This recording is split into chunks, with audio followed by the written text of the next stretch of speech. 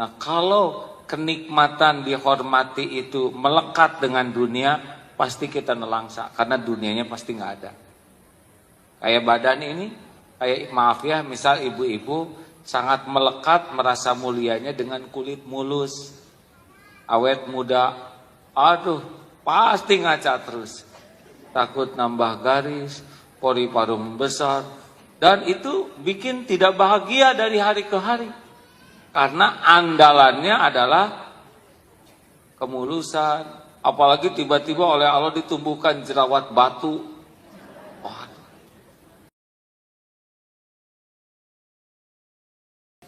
Assalamualaikum warahmatullahi wabarakatuh. Innal hamdalillah nahmaduhu wa nasta'inuhu wa nastaghfiruh. Wa na'udzu billahi min syururi anfusina wa min sayyiati a'malina may yahdihillahu fala mudhillalah wa may yudlilhu fala hadiyalah. Allahumma shalli ala sayyidina Muhammad wa ala alihi wa ashabihi ajma'in. Ya Allah, Allahumma iftah lana hikmataka wansur alaina rahmataka ya dzal jalali wal ikram. Allahumma a'inna ala zikrika wa syukrika wa husni ibadatik. Ya Allah, Allahumma inna nas'aluka al-huda wa tuqa wal afafa wal ghina.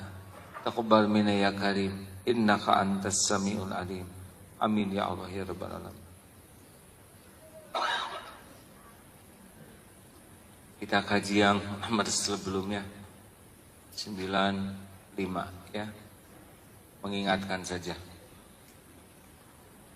Bismillahirrahmanirrahim.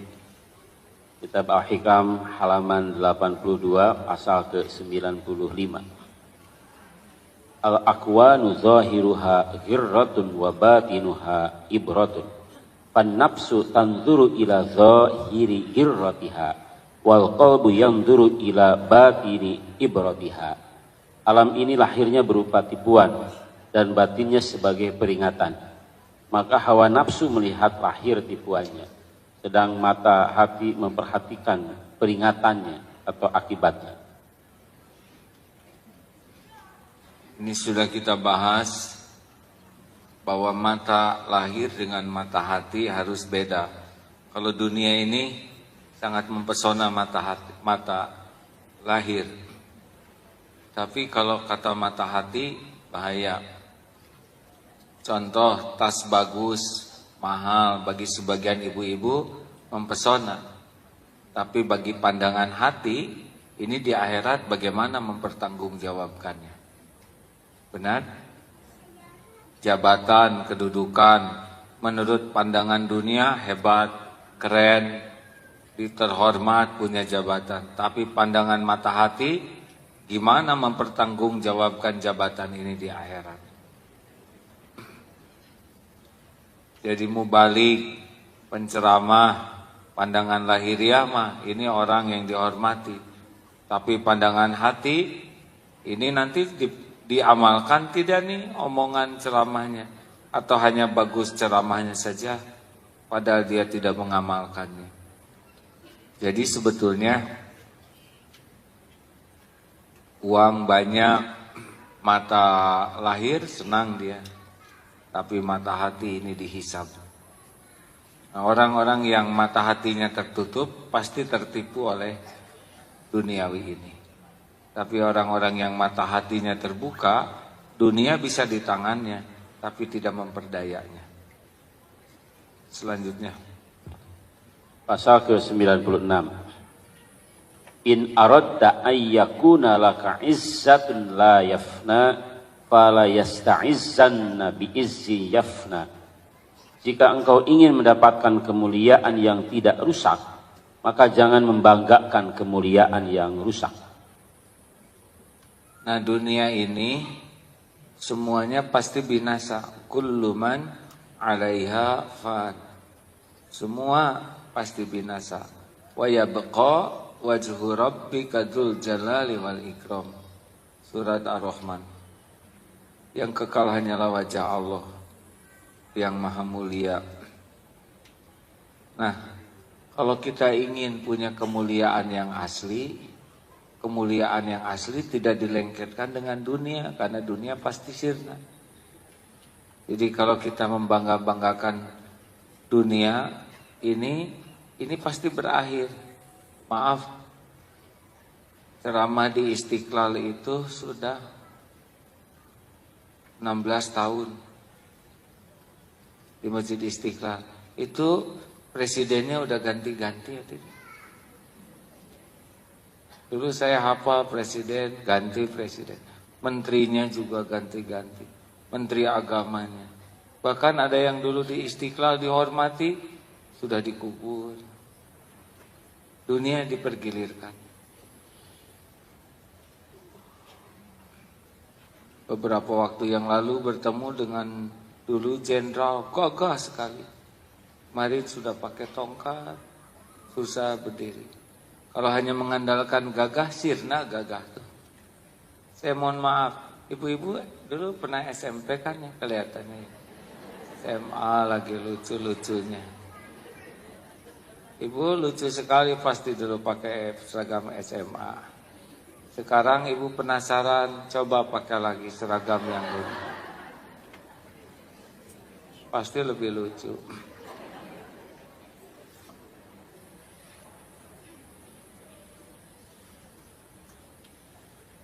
Jadi kalau kita ingin mulia yang asli, fa innal izzata lillahi jami'a. Sesungguhnya kemuliaan itu milik Allah, hak Allah. Jadi orang mah tidak akan mulia dengan dunia, karena dunia tidak diciptakan untuk memuliakan yang asli. Makanya kita lihat walaupun punya harta, gelar, pangkat, jabatan, kedudukan, tidak identik dengan kemuliaan.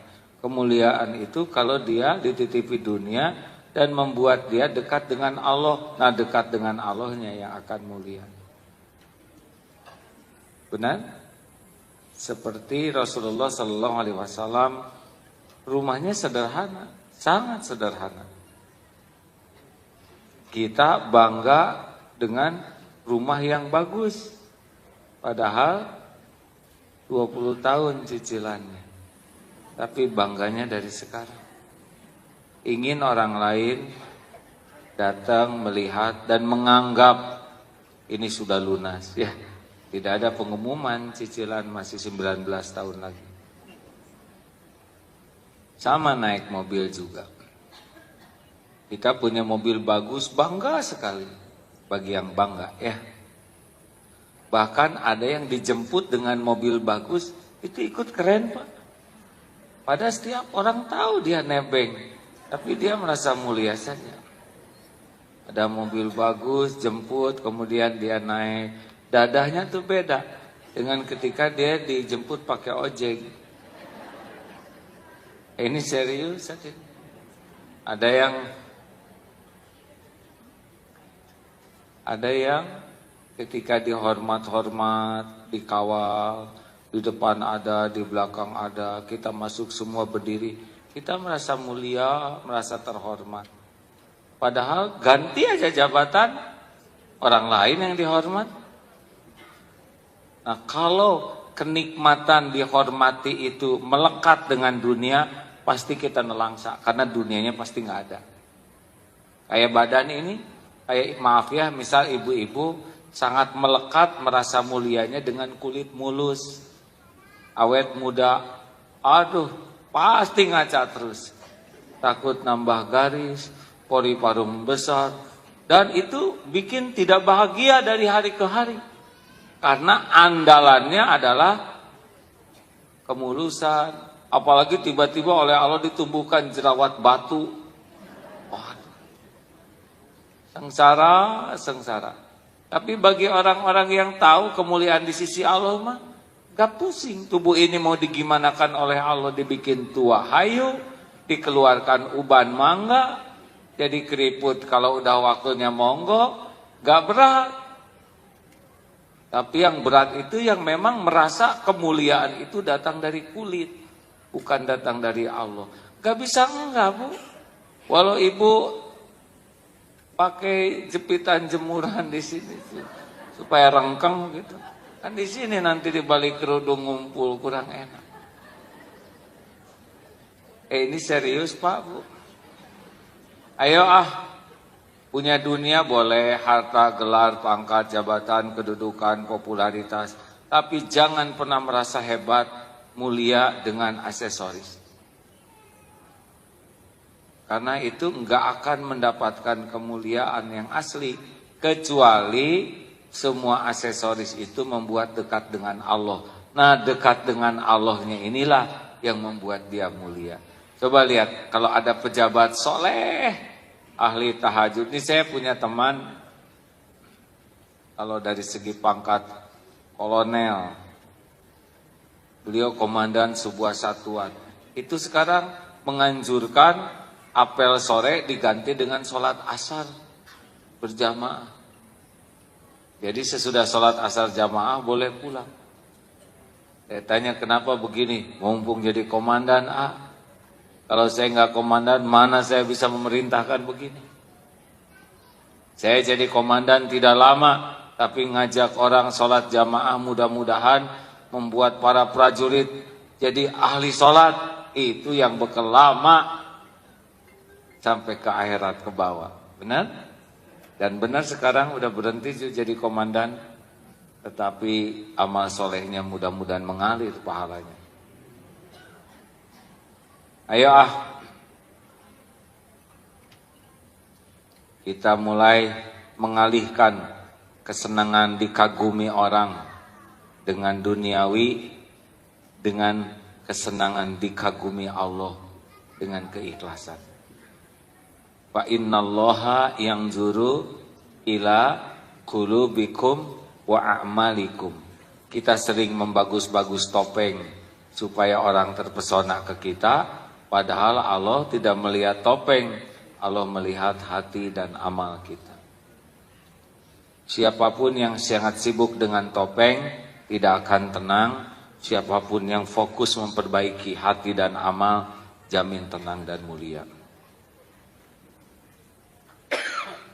Saya minta maaf hadirin, baru ditegur oleh guru nih beberapa hari ini. Sedang babak belur. Gara-garanya sederhana. Suatu saat sedang latihan berkuda, ada fotografer yang sangat profesional. Motretin tuh. Potretnya bagus. Atau gatel hadir. Dipasanglah di medsos. Dilihat oleh Ustadz Yusuf Mansur, dipasang lagi di Instagram. Burung kemana-mana.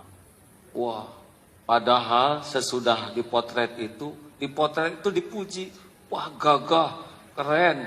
Padahal yang asli gagah tuh kudanya.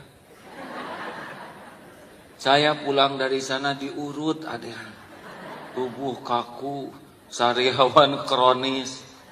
Padahal di sana pujian mah muni ribuan itu. Keren, gagah.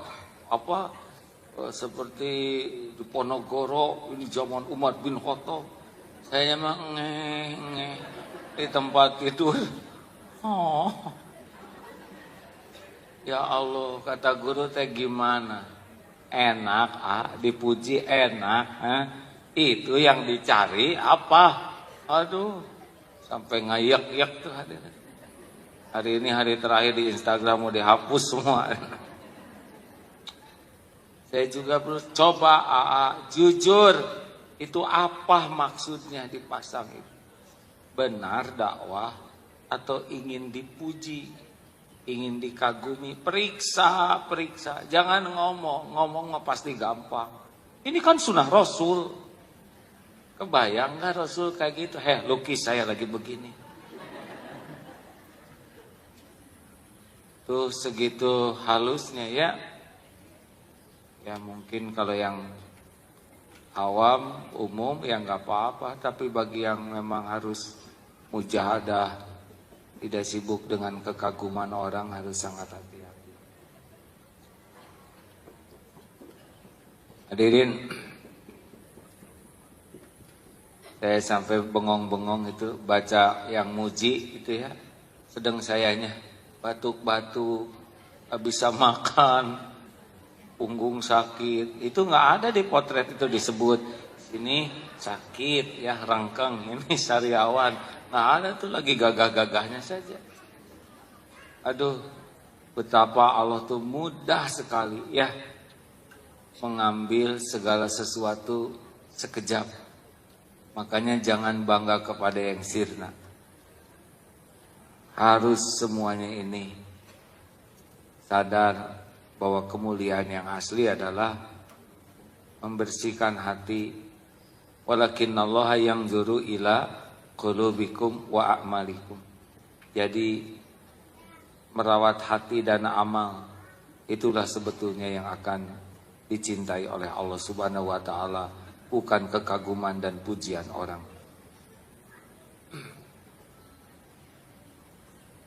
Hati-hati ya, makin mahal, makin keren, makin bagus, itu makin mudah mengotori hati. Petugas cleaning service jarang ada yang melirik. Tapi direktur utama telah hadir bersama kita. Direktur utama. Padahal Allah tahu dosanya, maksiat.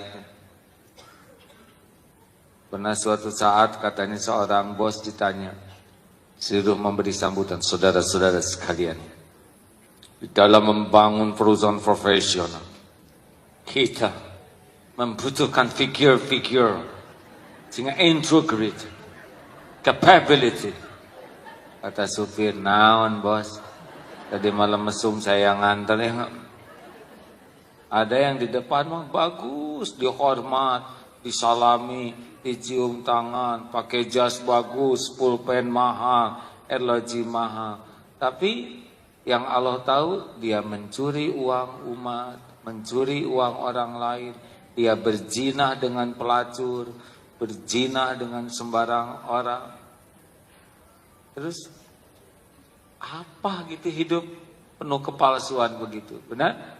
Coba bandingkan dengan orang-orang yang sangat sibuk dengan mencari fa innal izzata lillahi jami'a. Sesungguhnya kemuliaan itu di sisi Allah. Pasti dia nggak akan sibuk tuh dengan ingin dikagumi orang. Walaupun mungkin dia mengagumkan. Tapi ada kekaguman orang nggak ada apa-apanya. Kita dipuji punya barang, tetap baik kita yang bayar cicilannya. Yang muji nggak nyumbang sama sekali. Serius bu? Benar? Coba kalau kerudung ibu disebut bagus, malah dia minta, benar? Bukannya nyumbang. Hati-hati. Yang senang dikagumi orang, yang senang dipuji orang, pasti kalau ngandelin dunia, dunianya sirna. Mudah bagi Allah untuk mengambil apa saja. Kulit bagus, kagum, ujub dengan kulit, kasih saja. Lagi masak, tiba-tiba ada kucing, tumpah brak, gampang. Ada balon gas meletus, bisa terbakar. Kita gagah, tapi kalau Allah mau negur, ya kasih aja kulit pisang, terpleset, leduk, pingsan. Ada teman tuh, santri, sedang main futsal, lari, tabrakan, bruk, jatuh, langsung lupa Pak kepada apapun, termasuk lupa. Kenapa saya di sini? Katanya di ambulan. Nah, kan tadi jatuh, baru juga nanya, kenapa ya saya di sini? Jawaban barusan aja nggak ingat. Kuliah bertahun-tahun. Sama saya lihat ada seorang komandan di satuan, sedang di masjid, ininya pakai penyangga begini. Saya dulu yang jadi komandan di sana. Kenapa begini? Saya kena virus, nggak bisa disembuhkan. Saya hanya bisa tobat. Waktu saya gagahannya dipakai maksiat, sombong. Mudah-mudahan ada umur buat nebus dosa. Sampai negakan lehernya aja nggak bisa Pak. nggak perang, nggak apa. Nggak ada musuh, nggak ada apa. Virus. Sekolahnya dalam dan luar negeri, latihan ini itu. Kalau Allah mau kirim virus saja, udah. Gak ada Pak yang bisa mencegah kita selain Allah sendiri. Benar? Gak ada yang namanya jagoan, gak ada. Kalau Allah mau mah gak kehalang oleh jagoan seseorang. Itu Superman yang terlebih dahulu siapa? Christopher Reeve. Bagaimana sekarang keadaannya? Lumpuh total. Itu kurang gimana? Superman. Hadirin. Nama manusia super. Allah tahu ini dianggap manusia super dalam film. Cukup jatuh dari kuda, lumpuh total, gak bisa apa-apa. Gak ada jagoan bagi Allah tuh. Kalau Allah mau, innama amruhu idza arada syai'an ay yaqula lahu kun fayakun. Makanya jangan merasa hebat dengan jagoan, jangan terlatih dengan mahir. Gak, itu gak akan menghalangi kalau Allah mau menetapkan sesuatu musibah kepada kita. Wah, ini sangat pandai, otaknya brilian. Bikin aja lupa. Udah, tinggal kepleset, beleduk, kena batu, otak belakang, hilang memori, beres.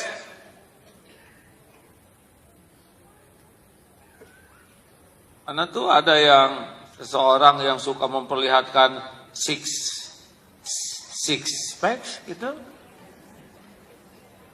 Wah, pamer, stroke.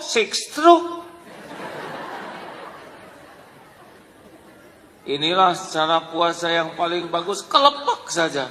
Gak bisa ngangkat tangan, gak bisa ngangkat bibir. Saya tidak meremehkan yang stroke, hadirin ya. Tetapi Allah kan tahu ketika seseorang bangga dengan tubuhnya, memamerkan tubuhnya, dan tidak sulit bagi Allah. Tinggal aja mampetin dia.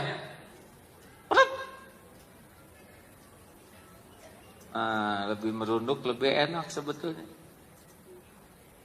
Tidak ada yang bisa menghalangi kalau Allah mau ngambil sesuatu dari kita. Tidak ada yang bisa mencegah. Innallaha ala kulli syai'in qadir. Allah maha kuasa atas segalanya. Makanya nggak usah sok jago, sok hebat, sok pinter, sok berpengalaman, sok bisa. Enggak bisa itu mah. Kalau Allah mau mah sepinter apapun, blow on saja dibikin blow on. Sejago apapun, nggak bisa. Itu dulu pelatih terjun sudah berapa? 40.000 kali 40.000. Tetap saja kalau waktunya maut mah nggak kebuka Pak parasutnya. Padahal itu pelatih. Cuman satu sebabnya. Tidak ada yang bisa menghalangi apa yang Allah kehendaki. Demikian. Ada pertanyaan silakan. Mending satu bab diskusi. Silakan. Assalamualaikum A. Ini tadi A menyampaikan jangan sampai hati kita tertutup, mata hati kita tertutup. Itu bagaimana caranya A, agar tidak tertutup mata hati kita. Terima kasih A. Assalamualaikum warahmatullahi wabarakatuh. Assalamualaikum. Yang menutup mata hati kita tuh maksiat. Nah, maksiat tuh jarang besar sekaligus. Biasanya dari maksiat kecil-kecil.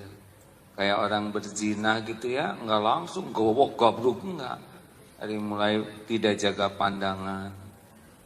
Terus dilihat-lihat video porno.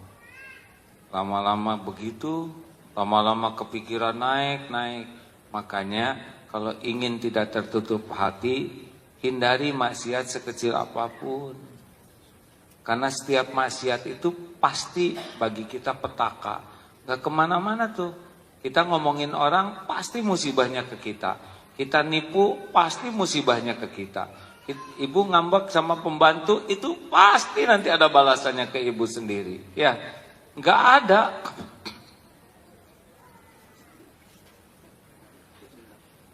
Gak ada keburukan, dosa dan maksiat. Kecuali balik ke kita. Jadi kalau lagi kita berbuat maksiat ya, itu teh kita sadar ini teh bakal balik nih ke saya dalam bentuk aneka musibah. Mikir itu. Misalkan ada bapak-bapak yang Bilah bukan di sini. Katanya selingkuh itu apa? Selingan indah, rumah keluarga utuh. Gimana Ustaz? Selingan indah, keluarga utuh, nggak mungkin. Allah nggak ridho. Atau misal kita nyenengkan orang, ini ada dalilnya. Hadisnya nggak dibawa ya. Barang siapa? Dengerin hadis ini hadirin. Barang siapa yang menyenangkan orang lain dengan amalan yang dengan perbuatan yang tidak Allah sukai, maka Allah akan murka kepadanya, dan orang yang disenangkan pun dibalikan hatinya jadi murka kepada dia. Barang siapa yang melakukan sebuah perbuatan amal yang Allah sukai, walaupun orang murka kepadanya, maka Allah akan ridho kepada orang ini, dan orang-orang akan dibalikan hatinya jadi ridho. Ada tambahannya, Allah akan memperindah dirinya, Allah akan memperindah ucapannya, amalnya. Tuh, jadi bedanya gitu. Jadi kalau kita maksa-maksain dirinya supaya orang senang dengan perbuatan yang Allah murkai, misalkan naksir seseorang nih pemuda, supaya si akhwat itu naksir sama dia, lalu dia melakukan perbuatan hanya demi supaya dia suka. Akhirnya ngegaya dengan baju pada bajunya pinjam dari teman. Pinjam mobil pada mobilnya dari bengkel, kan dia montir. Tapi dia ingin kelihatan keren dengan kemaksiatan. Misal, apakah yakin dia akan jadi senang? Oh enggak. Tinggal dibalikin aja jadi enek. Ya. Oh iya, kan Allah, kan hati manusia tuh dalam 2 jari Allah. Maaf, saya tidak seperti dalam 2 jari manusia. Allah tuh ngebulak balik hati aja. Sekarang seneng, besok enek. Atau sekarang enek, sesudah itu seneng, sekejap. Makanya kita nggak usah cari supaya orang seneng ke kita. Cari aja supaya Allah seneng ke kita. Karena orang mah, makanya maaf ya Bu. Kenapa ya suami saya robah? Dulu mah enggak kayak gini. Ada ibu nggak robah gitu? Ibu juga kan robah. Dulu kan ibu mencenet remaja. Siapa? Bukan masalah fisik, tapi kalau diuji robah mah robah. Saya ingat zaman ibu-ibu ngambek dulu ya sama Agim. Ya nggak jadi diterusin. Aduh, eta mah. Apa Bu? Iya, bukan ibu-ibu yang ini. Selalu memang ada alasan. Bu, saya dikasih tahu, kenapa harus sibuk dengan perasaan ibu-ibu? Yang dilakukan ini dimurkai oleh Allah atau tidak? Ada dalilnya atau tidak? Kalau ada ya sudah jalani. Kalau jadi benar nanti Allah yang ngebulak balik hati ibu-ibu. Benar Bu. Dulu dipotret antri, pas kejadian robek potretnya. Sekarang diselotip Pak. Tak penting lah dipotret ya. Jelas sekali yang ngebulak balik hati itu adalah Allah. Makanya Pak sebagai suami tidak usah acting supaya istri suka ke bapak. Baik mah baik aja betulan. Ya. Jangan baik supaya istri baik ke kita, tapi baik supaya Allah ridho ke kita. Mungkin istri jadi baik, mungkin belum, tapi pasti ada balasannya. Ibu juga gitu Bu. Nggak usah merekayasa supaya suami terpesona, nggak usah. Lempeng we. Lakukan yang terbaik yang Allah suka. Ingat yang itu tuh yang di rumahnya istrinya tuh dandan rapi, beres-beres, ditanya, "Mbak, kok Mbak tuh di rumah tuh meni dandan rapi, beres-beres. Padahal suami kan tunanetra. Emang suami saya mah udah gak pernah lihat saya. Tapi kan Allah ngeliatin saya terus. Suami saya mah gak punya sorga. Gak bisa menjamin rizki. Gak bisa melindungi saya. Allah yang bisa. Allah yang ngasih pahala. Allah yang punya sorga. Allah yang bisa menjaga. Terus apa perlunya saya berbuat yang terbaik demi dipuji suami? Sedang yang punya segala takdir adalah Allah.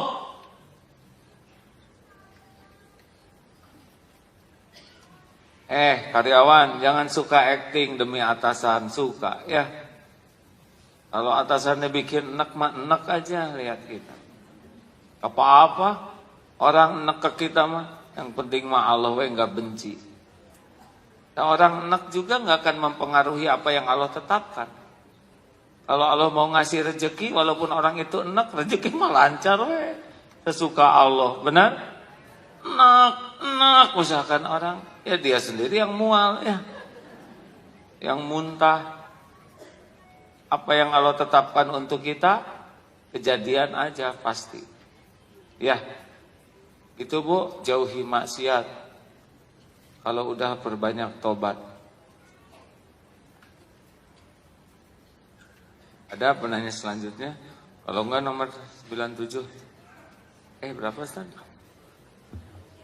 97. Ya silakan. Halaman 83, pasal ke-97. At-tayyul haqiqiyu antutwa masafatud dunya anka hatta taral akhirata aqraba ilaika minka. Singkatnya jalan yang sesungguhnya ialah jika terlipat untukmu jarak-jarak dunia ini, sehingga engkau dapat melihat akhirat itu lebih dekat kepadamu daripada dirimu sendiri. Jadi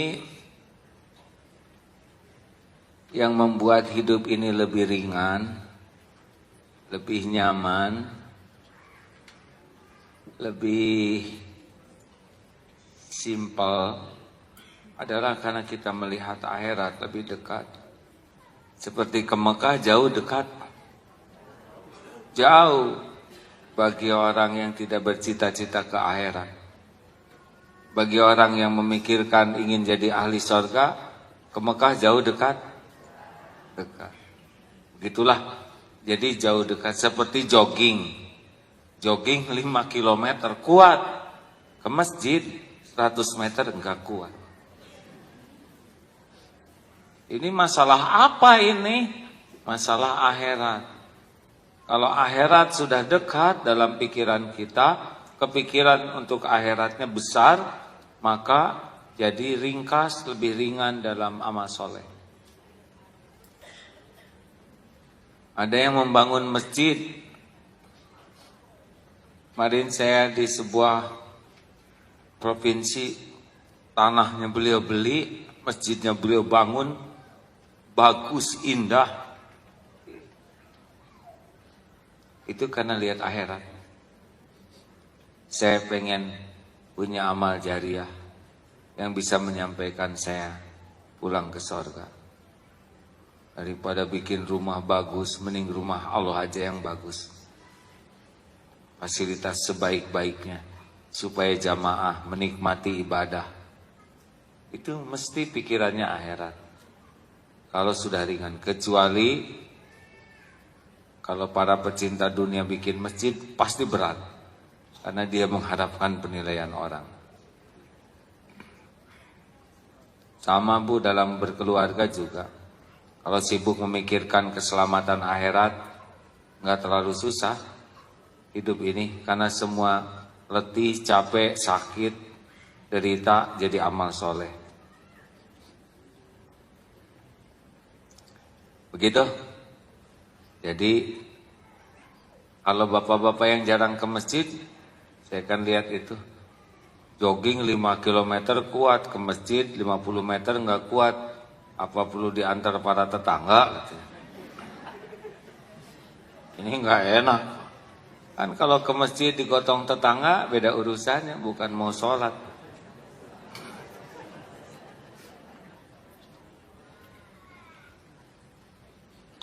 Ibu bapak yang baik, ada satu yang penting lagi. Kalau ada satu masalah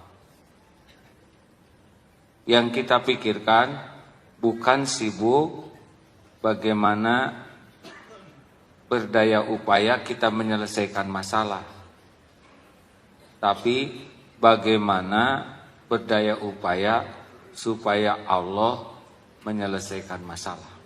Beda hadirin. Saya menyelesaikan masalah dengan Allah yang menyelesaikan masalah saya. Beda tidak sih? Mana yang kira-kira bakal pusing?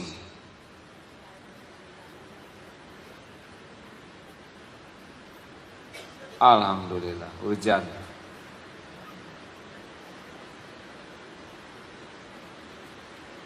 Mana yang bakal berat? Kalau ada persoalan, saya harus menyelesaikan masalah ini. Persoalan, saya harus berusaha agar Allah menolong saya dalam menyelesaikan masalah ini. Ayo, yang mana? Jawab atuh hadirin. Mumpung pertanyaannya gampang. Yang stres yang mana? Yang ke satu, yang kedua? Yang ke satu atau yang pertama, Bu? Yang kira-kira bakal bahagia yang mana? Yang bakal sukses yang mana? Nah udah gitu. Nah kesalahan utama kita dalam menghadapi masalah adalah lebih sibuk mengandalkan selain Allah. Tenanglah, saya udah punya pengalaman. Itu udah ujub. Gimana enteng? Saya pernah ngadapin persoalan yang lebih rumit lagi. Udah gitu stroke aja dia. Nggak bisa apa-apa. Bu, Pak, makanya kalau ada masalah keluarga, masalah dengan anak, masalah di tempat kerja, langsung pikiran kita itu adalah bukan menyelesaikan masalah. Langsung pikiran kita gimana caranya supaya saya ditolong Allah. Itu pasti beda langkahnya. Kalau saya yang menyelesaikan masalah, langsung tulis di status. Di itu ya. Apa status namanya itu? Mumet. Kapan hidup tenang? Itu pasti dia nyari pembaca. Kata pembaca yang lain teh, masih lama. Apa sih perlunya kita curhat? Ada masalah, ambil air wudu, wasna'inu bisabri wassalah. Udah ada masalah mah, ambil wudu, gedepruk ke Allah. Siapa lagi Siapa lagi? Sedangkan segala-galanya itu ada dalam genggaman Allah secara sempurna. Enggak ada sekecil apapun pertolongan kecuali Allah yang menggerakkan. Enggak ada cerita satu butir oksigen pun masuk ke tubuh tanpa pertolongan Allah. Menjerit kepada siapapun, menghibah, memelas kepada siapapun, menjerit sekeras apapun, berlari, tersungkur, nggak ada apa-apanya kalau Allah nggak nolong.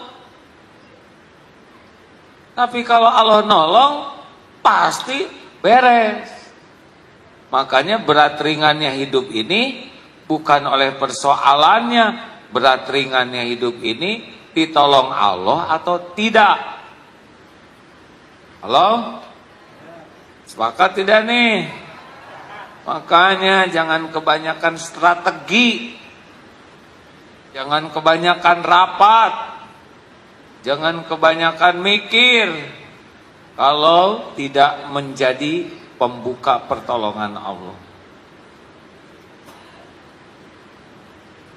Betul? Adakah sesuatu yang bisa terjadi tanpa izin Allah? Jawab hadirin. Saya sebetulnya tidak menuntut saudara menjawab ya. Tetapi gimanalah ya, kalau orang nanya baik-baik gitu. gampang lagi jawabnya. Alah kacam pege aja begini, menganga. Mau diijabah menganga seumur hidup. Atuh jangan ngancam. Jadi kalau ada masalah dengan anak, udah langsung aja. Ini pasti cuma Allah yang bisa menyelesaikan. Semua ini diundang karena dosa saya. Sayalah penyebab semua kepahitan ini. Bawaannya marah atau tobat? Tobat. Bapak lihat istri tiba-tiba jengkelin sekali ya. Ya Allah ampuni saya. Udah seminggu ini istri saya rewel sekali. Astagfirullah. Pasti semua ini buah dari ibadah saya yang buruk. Lihat tahajud enggak, ke masjid jarang, Quran tidak dibaca. Oh ini buahnya. Astagfirullah. Bodoh-bodoh mau jengkel ke istri. Udah dibaca kan yang kemarin yang mau liburan itu kasusnya ada nggak di sini? Udah tahu belum? Yang itu menjelang liburan kemarin, Pah. Ya Bu, ayo dong kita liburan. Kemana tuh? Terserah ibu. Jangan suka terserah dong Pak. Jadi suami itu harus jelas, punya keinginan. Ya udah tuh kita ke pantai yuk. Hanya kubur-ubur Pak, bahaya buat anak-anak. Atau ke puncak di sana, yang nggak tahu sendiri macet ke sana teh Pak, bisa nggak nyampe tidur di jalan, ya dingin, ya licin, pulang nanti kram.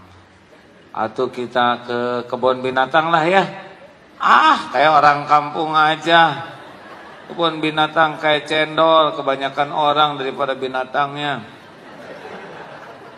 panas, capek. Atau gini aja lah Bu, mendingan di rumah aja kita masak. Dasar suami gak ngemodal. Kalau kenyataan begini mah tobat Pak, wasta'inu. Jadikan sabar dan sholat sebagai penolong. Saya baca di WhatsApp itu ya, nasib suami tinggal tobat, jangan jengkel. Ya Allah ampun. Pak, lihat tuh Pak, suami istri itu ini banget lah, gak ngepas. Istrinya cakep, tinggi, menjulang, kayak model, sedang suaminya biasa-biasa aja, pendek, hitam. Menurut Papa, lelaki itu beruntung tidak Pak? Oh ya beruntung dong Ma, beruntung banget. Papa gak beruntung ya punya istri Mama ya? Ngomong gitu mah, ngaku aja. Papa beruntung dong. Kalau beruntung kenapa ngeliatin dia terus? Katanya suruh lihat.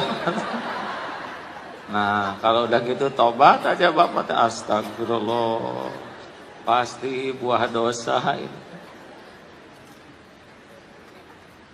Jadi kalau ada masalah yang pertama kali diingat adalah dosa pengundangnya. Ma asobaka min hasanatin faminallah wa ma asobaka min sayiatin famin nafsi. Jadi apa nih dosa yang mengundang masalah ini? Jadi jangan takut oleh masalahnya. Masalah mah sepenuhnya dalam kekuasaan Allah. Tapi takut pengundang masalahnya ini awet. Kita mah suka sibuk dengan masalah. Ibu, suami menjengkelkan, udah jelas menjengkelkan. Dipikirin selesai tidak Bu? Jawab. Dicemburuin. Coba cemburu ke suami beres urusannya. Terus ibu marah, ngebanting telepon. Jadi soleh suaminya? Jawab Bu. Ibu pundung misalkan. Kemudian suami jadi sadar? Tidak Bu, nggak ngepek. Asli loh Bu. Ibu sekarang sholat, ampun ya Allah, Engkau tahu saya belum jadi istri yang benar, belum jadi ibu yang baik. Ampun, hati saya lebih menuhankan suami daripada menuhankan Engkau. Saya lebih takut jauh dari suami daripada takut jauh darimu.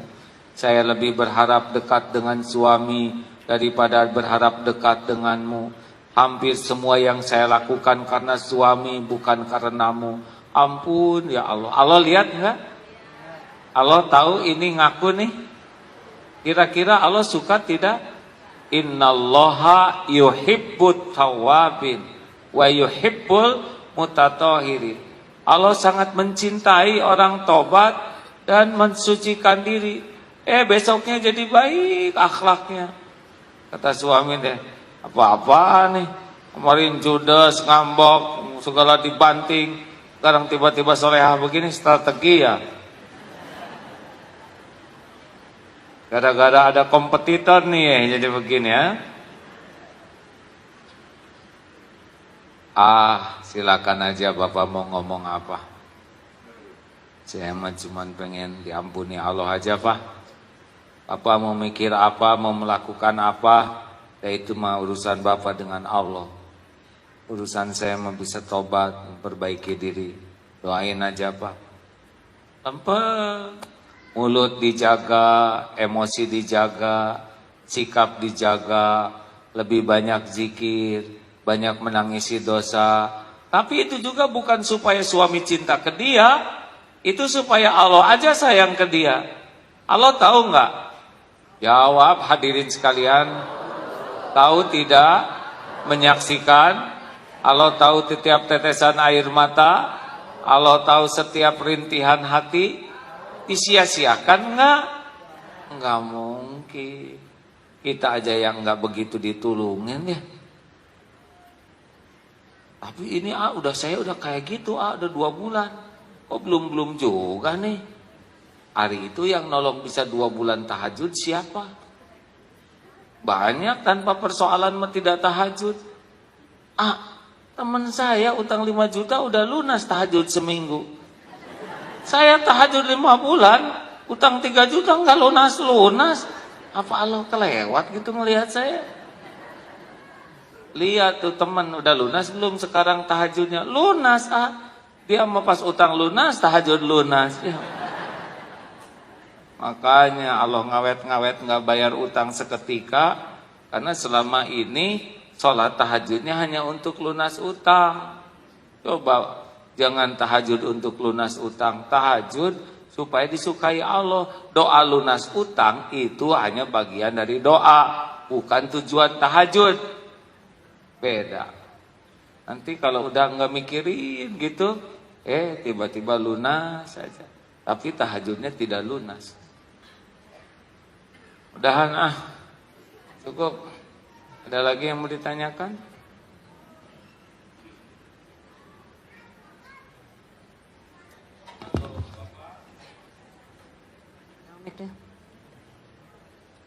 Assalamualaikum.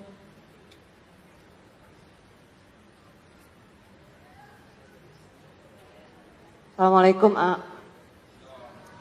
Alhamdulillah saya anak saya 1 lama punyanya. Dari awal setiap mau sekolah mau apa saya selalu istikharah, selalu minta sama Allah. Seperti yang ajarkan, karena saya kenal memang dari sebelum punya anak, karena punya anaknya lama. Jadi saya banyak belajar ya Setiap mau sekolah mau apa selalu saya cari Allah, selalu minta sama Allah. SD dia pinter, cepat ngafal Qurannya. Pas baru SMP juga saya atas izin Allah dimudahkan Allah masuk pesantren. Tetapi kenapa yang jadi saya pertanyain? Pas masuk ke kelas 3 saya berat nih ngasih taunya. Anak saya itu jadi kena rokok. Udah gitu anak saya babak belur. Saya terus tahajud segala macam, puasa segala macam, apa yang ajarkan Allah. Sekarang anak saya bawa pulang, apa solusinya sekarang di rumah belajar ngafal Qurannya semakin kendor. Itu membuat saya nangis dan setiap hari nangis. Itu. Jadi saya dari tadi saya surat Ibrahim juga tadi diajar surat Ibrahim ayat 40 41. Dari sebelum saya punya anak terus saya baca semuanya. Pokoknya semua yang dinasihatin sama dari sebelum saya punya anak, semuanya saya ikutin. Udah gitu kayak tadi ya, Allah dulu. Semuanya saya serahkan ke Allah semuanya. Dari sebelum punya anak sampai sekarang anak saya ambil lagi dari pesantren. Karena anak saya babak belur. Dan dia dengan jujur dia kenal rokok di pesantren. Bukan salah pesantren bukan. Memang saya punya dosa mungkin atau apa. Tapi apa ya setelah anak saya bawa pulang, saya harus bagaimana? Tapi memang setiap hari wajib sholat waktu di masjid 5 waktu. Puasa Senin Kamis, walaupun sekarang puasanya juga masih kadang Senin, kadang Kamis juga, kadang-kadang enggak tapi hafalan Qur'annya ya itu yang bikin saya sedih, karena saya tahu orang yang sudah menghafal Quran semakin berkurang itu dosanya minta ampun. Tapi untuk usia anak saya 14 tahun, gimana ya hukumannya ya? Gimana ya? Makasih ya. Bu. Solusi ya. Halo, Ibu. Ini mah yang nanya. Bu, Ibu, mana mikrofonnya kasihin saya nggak tahu nih. Ya, Ini teh ada jasadnya enggak? Oh ini. Iya. Aduh. Saya khawatir nggak ada jasadnya ya nggak? Kita udah mendengar semua. Bu, atuh semuanya udah enak terus ya Bu ya? SMP, SD lancar, belum ada ujiannya nih? Banyak banget. Banyak banget. Jadi anak teh pengen ibu tuh murojaahnya yang banyak. Kan hafalannya jadi setelah dari Kendor. pesantren keluar itu kendor. Nah, adik ibu Alhamdulillah sih memang saya belajar sejak anak. banyakan anak, banyakan ibu. Jelas anak. Nah itu Karena satu enak, ya ketahuan. Ya, maaf ya Bu ya. Kan ibu nanya gimana solusinya. Kan tadi udah dijelaskan. Kalau ada apa-apa yang pertama kita cari itu kesalahan kekurangan kita. Kita ingin anak murojaah, hafalin Quran. Pasti pertanyaannya kalau kita, ayo ngaji kata anak. Ibu juga Iqra jilid 2 Bu. Itu juga jilidnya aja. Kita aja duluan Bu. Anak merokok itu peringatan dari Allah. Mungkin kita kurang gigih melindungkan anak ke Allah ya. Ujub punya anak serba lancar, serba mudah. Itu bisa Bu dosa. Yang alhamdulillah anak saya mah Quran hafal, padahal kitanya enggak. Itu juga penyakit. Nah, lebih baik sekarang dengan adanya anak ini, berapa banyak maksiat yang kita lakukan ke Allah. Karena anak diberikan bagus, pintar, soleh, sukses, itu juga ujian Bu. Tidak sedikit orang tua yang jadi ujub. Ibu gimana caranya ngedidik anak supaya hafal Quran? Begini ya. Dan Allah tahu dia sendiri nggak ngapalin ya. Tapi ketika anak pintar, dia ngaku-ngaku jasa dia. Kan bohong di sisi Allah, benar? Jadi anak diberi prestasi juga ujian. Periksa aja. Tobat yang banyak, minta maaf ke anak. Saran saya kalau disimpan di rumah mah kurang produktif, kalau di rumahnya nggak kondusif Bu. Cenderung turun terus. Masukkan wae ke pesantren penghafal Quran. Kalau punya anak, punten ya saya baca di WA obrolan rektor dengan ulama di Saudi. Ya. Ini minta saran bagaimana konsep pendidikan. Kata rektor, kata ulama, kalau SD di Indonesia berapa tahun? 6 tahun. Udah 6 tahun belajar, lulusannya kerja apa? Di SD apa? Tamat SD kerja apa di Indonesia? Ada yang nerima ya? Tambah sekolah SMP 3 tahun, 9 tahun. Lulusan SMP, ijazah SMP kerja apa? Apa Ustaz? Itu nggak ada yang jawab. Office boy? Yang SMA atau Pak? Sekolahin lagi Pak. 12 tahun untuk jadi office boy. Ya, 12 tahun. Kuliah 3 tahun sarjana muda. 15 tahun sarjana muda kerja apa? Kuliah lagi. Jadi 17 tahun jadi sarjana. Kerja apa? Bandingkan dengan ngapalin Quran 3 tahun. Kira-kira ada penghafal Quran yang bagian jadi pemulung? 3 tahun lagi ngapalin hadis, misal kata beliau, hafal Quran, hafalan hadis, kira-kira jadi apa? Office boy juga? Enggak ya? Tambah lagi 3 tahun, itu udah beda, benar?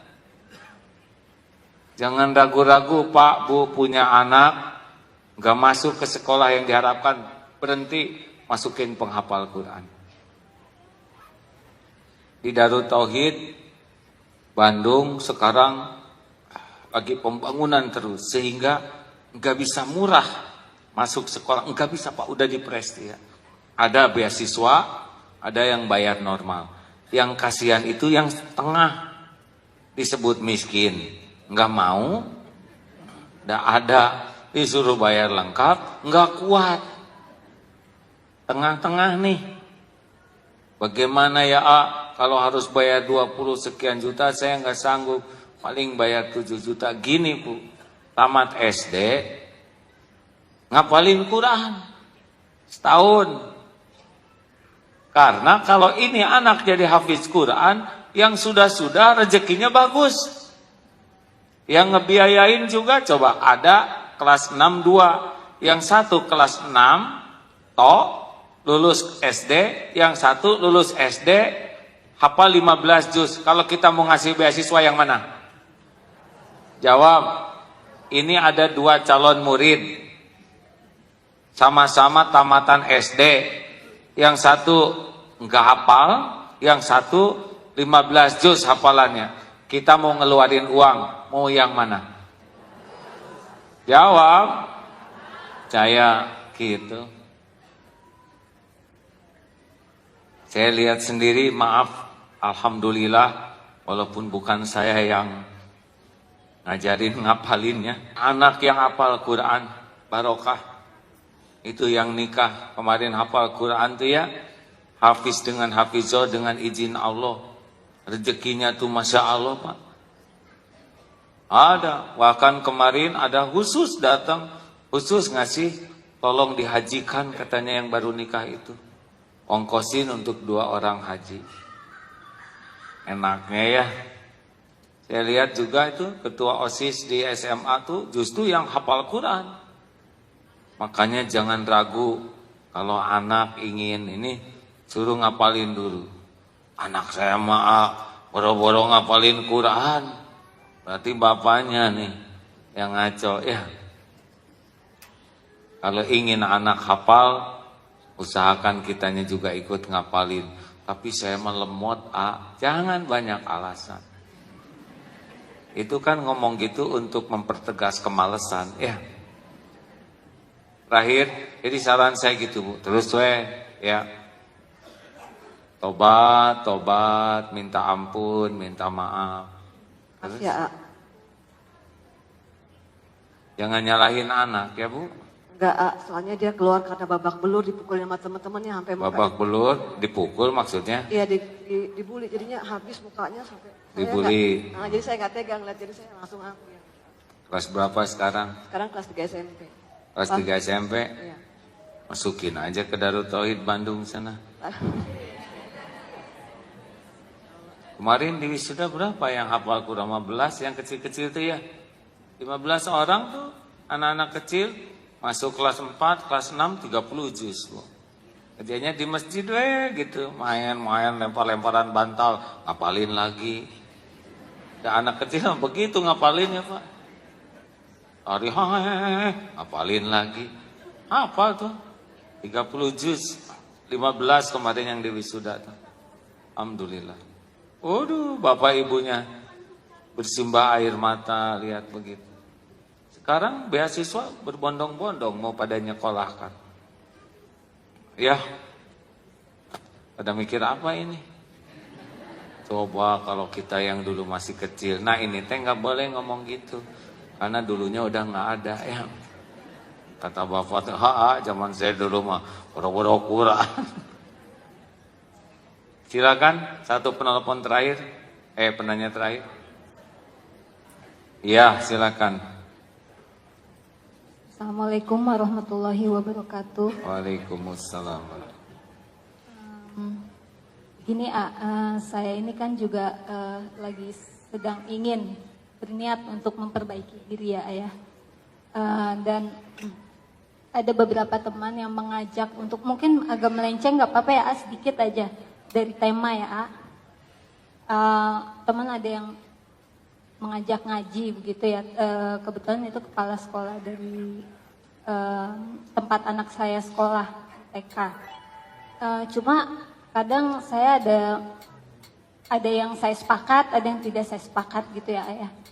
Karena di situ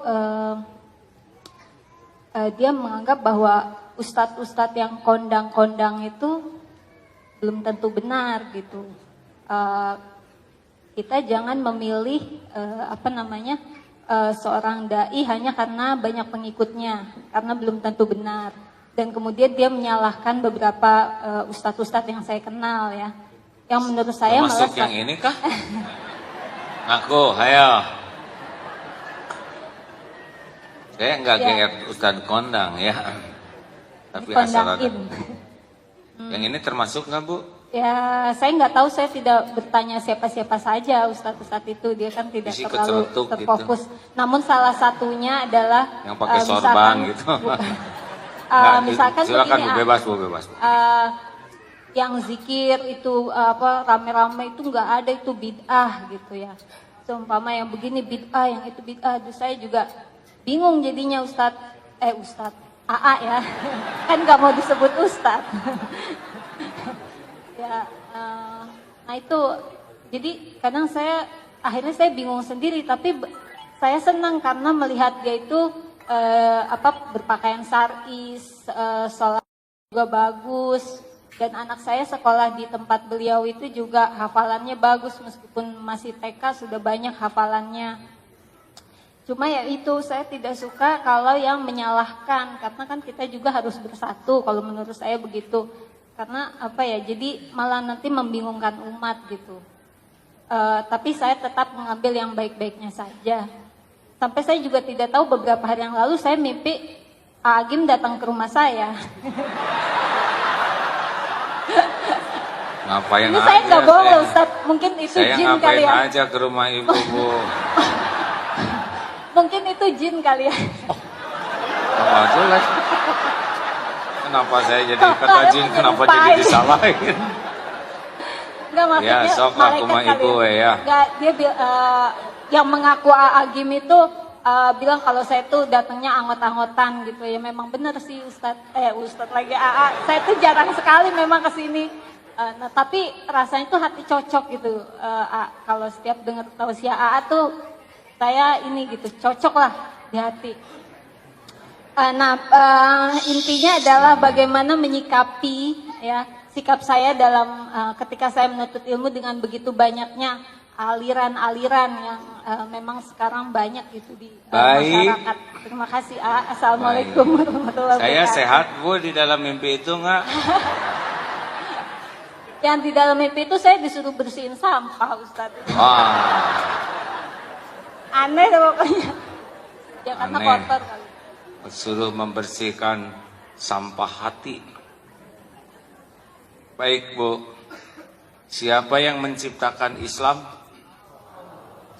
Siapa yang paling tahu Islam yang sebenarnya? Siapa yang bisa melindungi dari pemahaman yang salah? Makanya belajar itu harus kuat ke Allah. Ini pernah kemarin ada pertanyaan kepada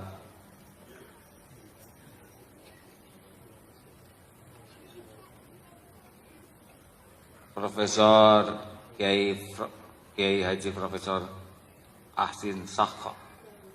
Beliau salah seorang pembina di Darut Tauhid. Ditanya, Ustaz, kenapa ada yang hafal Quran tapi kok akhlaknya tidak seindah hafalannya dan yang disampaikannya? Lalu beliau menjawab begini, dulu para sahabat sebelum menghafal itu yang diperbaiki adalah keimanannya, ketauhidannya kepada Allah. keyakinannya ke Allah. Sehingga ketika bertemu Quran itu seperti tanah subur yang bisa berbuah, rindang, meneduhkan, dan buah. Nah begitulah kalau keimanan, keyakinan ke Allah sebagai pupuk dasar tanah akan tumbuhnya pohon, ya, maka luar biasa ilmu sedikit aja bisa berbuah akhlak. Itu jadi saran saya kalau mau cari ilmu Islam harus kuat dulu ke Allahnya. Karena mengamalkan dakwah juga belum tentu karena Allah. Bisa karena menuhankan dirinya sendiri, merasa paling benar, atau menuhankan kelompoknya, grupnya, atau kiainya, ya, sehingga yang kelompok lain. Jadi kasih sayang itu jadi kurang. Padahal Rasulullah tuh sayang, tapi kita juga nggak boleh meremehkan beliau, karena boleh jadi di balik hal yang kita kurang sependapat banyak hal-hal manfaat yang bisa kita ambil. Misalkan penggunaan dalil yang sahih, ya, itu dengar, simak, belajar. Kalau yang kurang sependapatnya, ya tidak usah juga kita jadi jengkel karena nggak ada yang sempurna, ya. Ini dengan ceramah saya, misal ada kecocokan juga tukang obat ya. Untuk bab ini mungkin agak ngepas, tapi ketika saya ceramah bab-bab lain, boleh jadi saudara juga tidak akan sepenuhnya merasa pas. Karena kapasitas saya belum mumpuni, saya harus membahas tafsir. Oh, berbahaya buat saya. Karena satu, saya bukan ahlinya. Ngomong sesuatu akan berbahaya. Makanya ada Ustadz Edi. Jadi kalau ada yang susah-susah, saya serahkan kepada beliau. Sehingga beliau yang bertanggung jawab di akhirat nanti. Ya. Selalu ada akal. Ya, Ustadz maaf, kan? Selain tanggung jawab kan pahalanya besar. Jangan kotor hatilah. Saya senang lihat jamaah tabligh. Luar biasa gigihnya memakmurkan masjid. Jamaah tabligh itu Pak, dari masjid ke masjid itu modal sendiri. Luar biasa. Bawa barang makanan. Gak ada minta diongkosin tuh. Dakwah sana sini. Dan gak mau ria. Ngetokin rumah-rumah di sekitar masjid supaya ke masjid. Saya belum sanggup melakukannya. Dan saya kagum kepada apa yang dilakukan. Walau ada beberapa hal kecil yang mungkin sedikit berbeda, tapi jauh lebih hebat. Saya senang kepada Muhammadiyah dengan organisasinya, kependidikannya, dengan kliniknya, dan banyak hal-hal lain. Saya senang dengan NU seperti yang dicontohkan Kiai Haji Asy'ari. Ya, beliau begitu ingin berbuah kebeningan hati, kemuliaan akhlak. Kalau tuh ada beberapa yang berbeda, lihat rujukannya. Ya, saya senang dengan grupnya Salafi karena itu berusaha keras untuk berpegang kepada dalil yang sah, yang sahih, ya. Walaupun ada beberapa yang mungkin saya juga punya pandangan yang berbeda, tapi saya senang tuh lihat beragam dari sana sini. Karena di sisi Allah lebih hebat lagi menilainya, ya. Kalau cari kekurangan paling gampang, tetapi mencari kelebihan yang tidak gampang. Dan terus berlindung ke Allah, kayak beli buku, ya. Berlindung ke Allah, karena Allah tahu siapa penulisnya. Kayak mau kesini nih, bilang sama Allah, karena Allah tahu siapa Agim yang sebenarnya. Bilangnya baik-baik, ya. Ya Allah, Kau tahu siapa si Agim yang aslinya. Apakah yang diomongkannya ini bisa membuat saya dekat denganmu atau tidak? Kalau memang ada manfaatnya, engkau kan tahu apa yang mau diomongin dan hatinya. Mudahkan, kalau bahaya hanya menjauhkan darimu, jangan ya Allah, ubarkan pengajiannya. Gitu. Halo? Itu kan adil. Kan Allah tahu siapa orang ini. dosanya, aibnya, ilmunya, amalnya, niatnya. Oh, Allah tahu, nggak ada rahasia. Halo, gitu Bu. Ya udah. Ini buku yang baru ditulis. Aslinya sih saya bicara, ditranskrip, disimpan di koran, lalu clipping koran tulisan harian itu dikumpulkan jadi sebuah buku ikhtiar mencari ridho Allah. Kalau ada yang minat, ya silakan baca doa dulu. Ini teh bener nggak buku teh gitu ya. Kalau enggak, nggak usah. Ini perasaan saya bener cuman uangnya nggak ada. Ya itu beda urusan. Laporan 2014 terkumpul dari ini 30 miliar. Alhamdulillah 2015 yang lalu sudah diaudit terkumpul 52 miliar. Ini dari yang gini-gini dan super sedekah. 1 tahun Pak. Seminggu yang lalu Masjid Darut Tauhid di Jalur Gaza diresmikan oleh wali kotanya. Alhamdulillah 500 orang kapasitasnya. 2016 ini rencananya dana DPU terkumpul 74 miliar. Dari sinilah jadi penghafal Quran yang sekolah, jadi masjid, memperbaiki rumah, nolong orang sakit. Dari sinilah jadi sekolah, jadi kerjaan, membuat lapangan kerja bagi orang-orang yang belum punya kerja. Dari sini nih. Maka ibu bapak pulang ini ya. Dan diisi ya.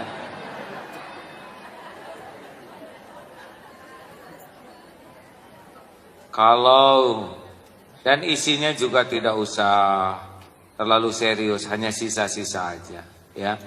Misalkan beli roti 20.000, uangnya 100.000, sisanya ajalah nggak apa-apa ya.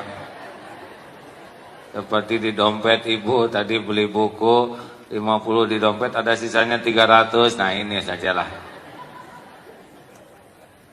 Kalau udah penuh dengerin. Ada tetangga sakit keluarkan. Kasih ke tetangga. Enggak apa-apa. Ada masjid yang roboh atau mau diperbaiki. Keluarkan. Kasihin. Tapi kalau mau dikumpulkan bawa ke pengajian atau telepon ke sini. Ya. Mudah-mudahan mempertemukan kita di sorga. 1.000 rupiah yang dikeluarkan, ada yang jadi hafal Quran, ada yang jadi masjid, macam-macam dari sini. Masya Allah. Saya bersyukur tahun kemarin bisa naik jadi 52 miliar. Banyak Pak, tersebar yang hampir 0,5 juta orang yang mendapat manfaat dari ini. 0,5 juta Pak. Tahun depan 750.000 orang harus dapat manfaat dengan beragam program. Terima kasih ya.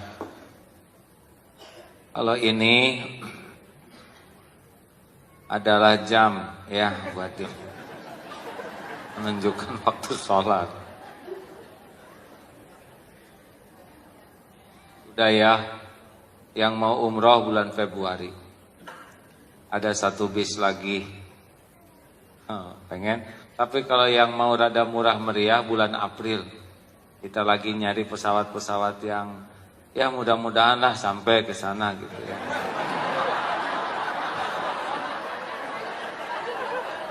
Habis kalau yang murah banget mah nggak meyakinkan.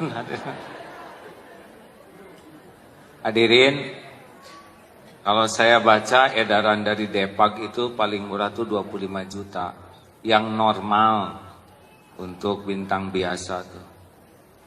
Jadi kalau terlalu murah, tidak ada salahnya lebih berhati-hati. Ya, visi hanya sampai ke Malaysia, atau sampai ke India, atau sampai ke sana, tapi tidak bisa pulang. Tapi yang bulan April, kita akan adakan subsidi Pak. Jadi dari yang lain bisa disubsidi ke yang mau berangkat. Mudah-mudahan ya. Baik, kita akan bersedekah. Hadirin niatkan sedekah semuanya sambil kita membaca ayat-ayat Quran sebagai zikir kita. Semoga Allah melipat gandakan rizki, keberkahan, ilmu yang bisa diamalkan, menjadi jalan kita bisa diundang ke Baitullah, ditolak bala wal musibah, diijabah doa-doa. Amin ya rabbal alamin. Al-Fatihah. Bismillahirrahmanirrahim.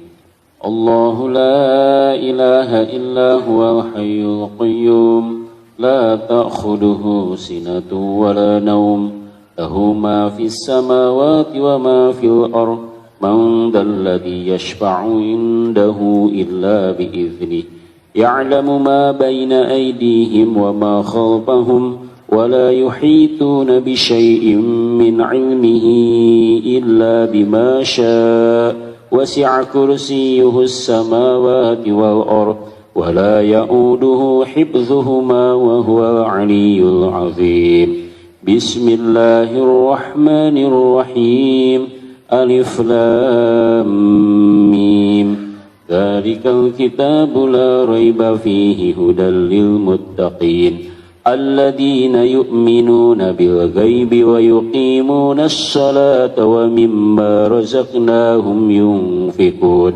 والذين يؤمنون بما أنزل إليك وما أنزل من قبلك وبالآخرة هم يوقنون أولئك على هدى من ربهم وأولئك هم المفلحون بسم الله الرحمن الرحيم قل هو الله أحد الله الصمد لم يلد ولم يولد ولم يكن له كفوا أحد بسم الله الرحمن الرحيم قل أعوذ برب الفلق من شر ما خلق ومن شر غاسق إذا وقب ومن شر النفاسات في العقد ومن شر حاسد إذا حسد بسم الله الرحمن الرحيم قل أعوذ برب الناس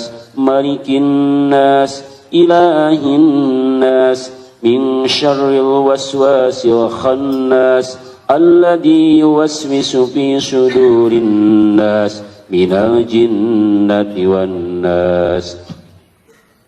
Allahumma salli ala Sayyidina Muhammad wa ala alihi wa ashabihi ajma'in. Alhamdulillahi rabbil alamin. Ya Allah, ya Hayyu ya Qayyum, birahmatika nastaghits. Duha yang maha dekat, wahai yang maha menatap, wahai yang mengumpulkan kami di rumahmu ini. Wahai Allah yang maha tahu siapa diri kami yang sesungguhnya. Wahai yang maha menyaksikan setiap maksiat, setiap dosa yang kami lakukan. Wahai yang tiada yang tersembunyi bagimu. Ya Allah, Engkau janji majelis ilmu, majelis zikir adalah tempat ampunan bagi hamba-hamba.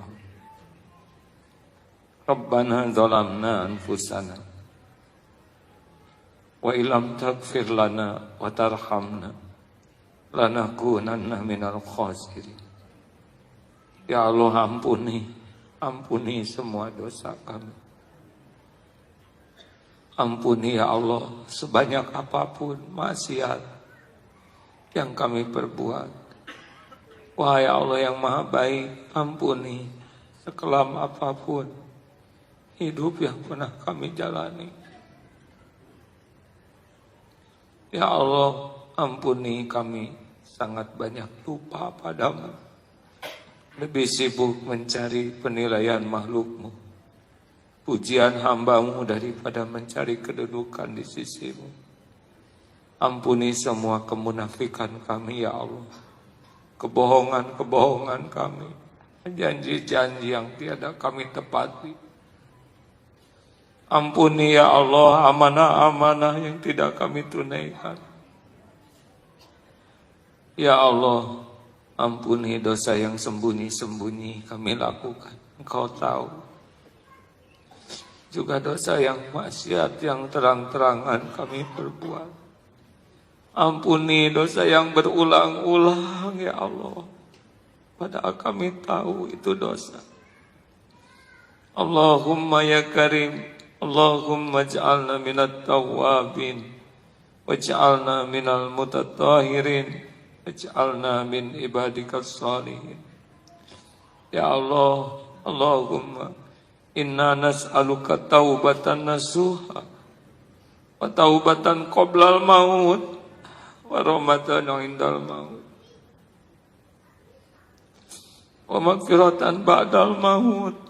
Allahumma awin alaina fi sakaratil maut.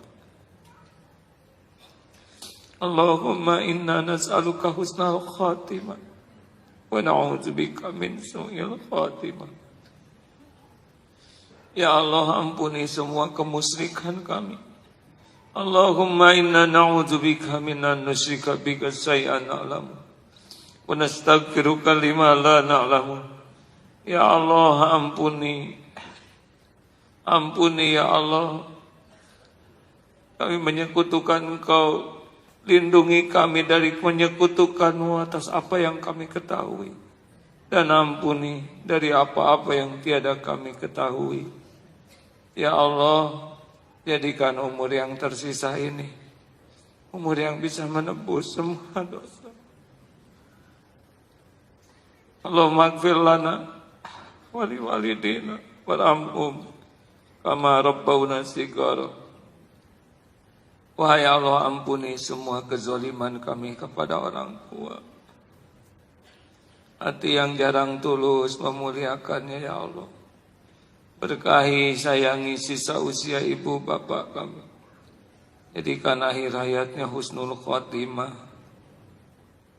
Ya Allah, jadikan kami anak yang tahu balas budi, tahu bakti. Golongkan kami jadi jalan kebaikan bagi dunia akhirat ibu bapak. Ya Rabb, ampuni guru-guru kami. Hamba-hamba yang Engkau pilih menjadi jalan kami mengenal-Mu, mengenal jalan-Mu. Ampuni dan sayangi keluarganya, keturunannya ya Allah. Doa ya Allah, jadikan saat ini saat berkah mustajab doa. Engkau maha tahu siapapun yang hadir. Engkau yang janji akan mengabulkan para peminta. Engkau yang tidak pernah mengecewakan para pengharap. Ya Sami ya Bashir, innaka antas sami'ul alim. Wa tub alaina innaka antat tawwabur rahim. Amin ya Allah ya Rabbal alamin. Kabulkan ya Allah. Hadirin doalah masing-masing. Jangan ragu-ragu, Allah maha dekat, maha mendengar. Kuasa merubah takdir apapun.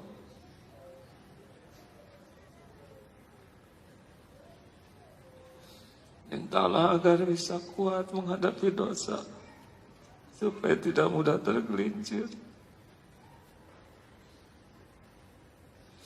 Amin ya Allah. Amin. Doalah hadirin. Tidak ada yang tidak didengar oleh Allah Subhanahu wa ta'ala. Allah malu memberikan tangan hamba bagi yang memohon.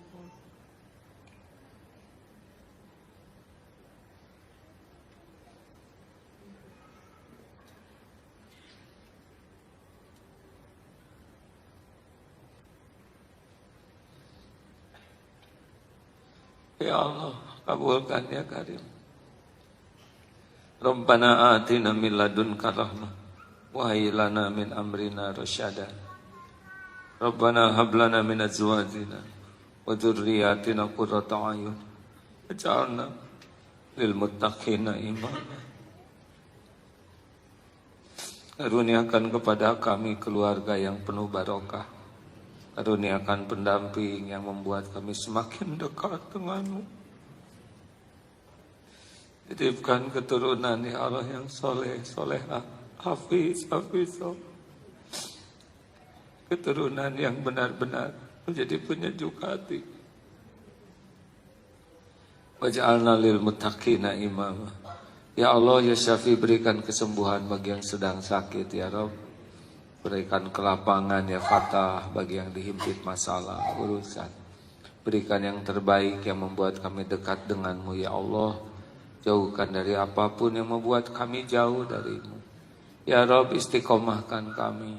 Allahumma rzuqna istiqomah. Karuniakan akhlakul karimah. Rezeki yang halal barokah. Jauhkan dari kami yang haram, yang menjadi fitnah. Ya Allah, Allahumma gfir lil mu'minina wal mu'minat, wal muslimina wal muslimat, al ahya'i minhum wal amwat. Rabbana atina fid dunya hasanah, wa fil akhirati hasanah, wa qina adzabannar. Subhana rabbika rabbil izzati amma yasifun. Wassalamun alal mursalin walhamdulillah. Alhamdulillah. Mudah-mudahan kabulkan. Terima kasih hadirin, tolong doakan AA supaya bisa mempertanggungjawabkan dengan baik. Supaya bisa sesuai perkataan, perbuatan dan hati dan diterima oleh Allah. Terima kasih. Doain majlis. Subhanakallahumma wa bihamdika asyhadu an la ilaha illa anta astaghfiruka wa atubu ilaik. Assalamualaikum warahmatullahi wabarakatuh.